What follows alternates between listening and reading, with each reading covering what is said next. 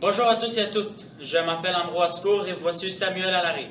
Aujourd'hui, nous allons vous parler de l'utilisation du iPad dans notre cher collège d'Anjou. Alors, nous savons aujourd'hui que ça fait 3 ans que nous utilisons l'iPad dans notre collège. Alors, tout d'abord, aujourd'hui, nous allons vous parler des points faibles et des points forts de cet iPad, de cet outil merveilleux dans notre collège d'Anjou. Alors, commençons par les notes de cours. Les notes de cours avant se faisaient sur papier et c'était très facile de les oublier, soit dans notre casier, dans une veille d'examen, ou n'importe où d'autre, ou de même les perdre. Alors, ce n'est plus le cas aujourd'hui avec l'utilisation du iPad. Le iPad, maintenant, nous pouvons utiliser Pages, Notability et Keynote, que Keynote remplace aujourd'hui PowerPoint, pour organiser nos notes de cours. Alors, nous savons une des choses que le iPad nous est le plus serviable dans notre vie scolaire est que le iPad, maintenant, peut contenir toutes les notes de cours et tous les projets qu'on veut qu'il garde. Alors, en effet, les devoirs se font de plus en plus sur le iPad et de moins en moins dans les papiers. Nous allons retourner à Samuel Allary par rapport à l'environnement. Alors, mais continuons par rapport aux notes de cours.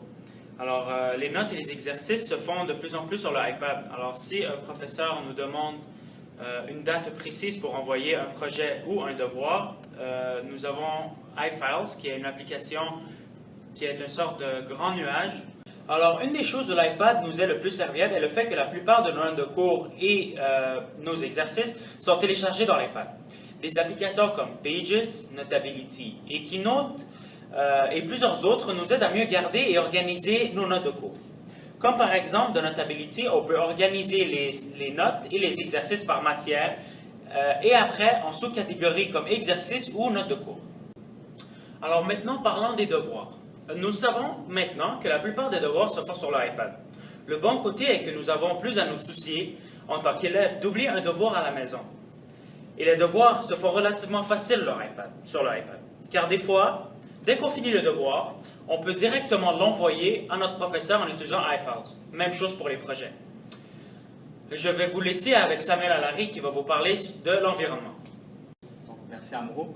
Je trouve que l'iPad est un point très positif pour l'environnement, puisque qui dit iPad dit moins de papier, évidemment, car maintenant on n'a plus à imprimer toutes les notes de cours, les différents devoirs ou encore exercices, même cahiers de révision, qui sont désormais dans nos applications sur l'iPad, qui est un outil primordial, je trouve.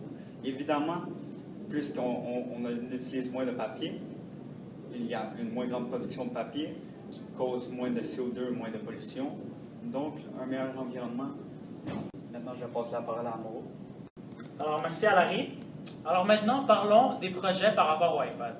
Nous savons qu'avant, on utilisait les clés USB et c'était très compliqué à utiliser car nous devons amener la clé USB ici et installer le système pour pouvoir projeter notre vidéo à l'avant ou notre présentation. Mais plus maintenant car nous avons l'iPad. Le iPad, on l'utilise avec le Apple TV. Alors ce logiciel nous facilite vraiment la tâche car il nous aide en fait à projeter et à visionner des vidéos ou des notes de cours à l'avant de toute la classe. Alors maintenant, je vais vous passer la parole à Samuel. Donc, merci Amro. Nous allons parler maintenant des mauvais côtés du iPad. Évidemment, avec un outil comme l'iPad en classe, ça va toujours être tentant de vouloir aller jouer à des jeux, aller sur ses réseaux sociaux, aller voir l'actualité.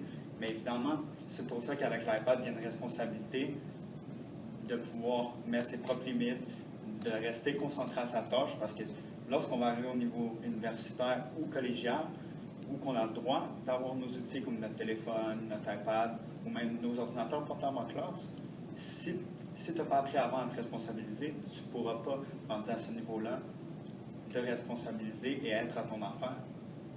Ouais, c'est vrai. Merci d'avoir été avec nous dans leur journal. Merci et à la prochaine.